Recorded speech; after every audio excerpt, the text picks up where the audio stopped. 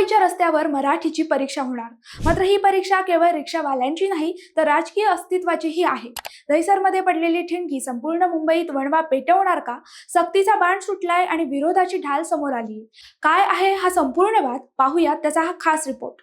नमस्कार, मी भक्ती. प्रहार news line मध्ये आपलं स्वागत करते. परिवहन मंत्री प्रताप सरनाईक यांनी 1 मे पासून रिक्षा टॅक्सी चालकांसाठी मराठी भाषा सक्तीची करून त्याचे परवाने रद्द करण्याचा बुलडोझर निर्णय घेतला. मात्र या निर्णयाला माजी खासदार संजय निरुपम यांनी समतोल भूमिकेतून आव्हान दिलंय. निरुपम म्हणतायत की मराठीचा सन्मान हा झालाच पाहिजे, मात्र सक्तीने भीती नको तर प्रेमाने ओढ निर्माण व्हायला हवी.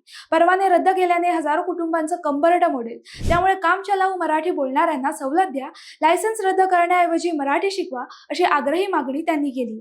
मात्र निरुपम यांची ही भूमिका मनसेला रुचलेली नाही.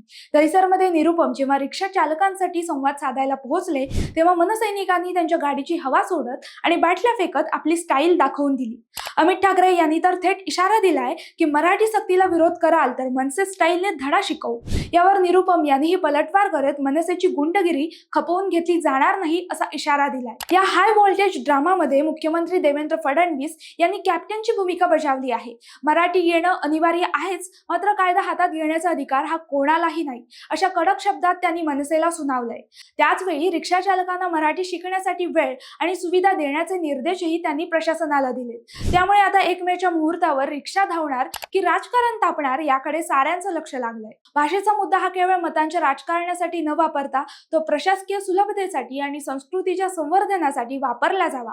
सक्ती आणि संघर्षाच्या या खेळात सामान्यांची लाईफलाईन असलेली रिक्षा वेळेवर धावणं हीच मुंबईकरांची अपेक्षा आहे.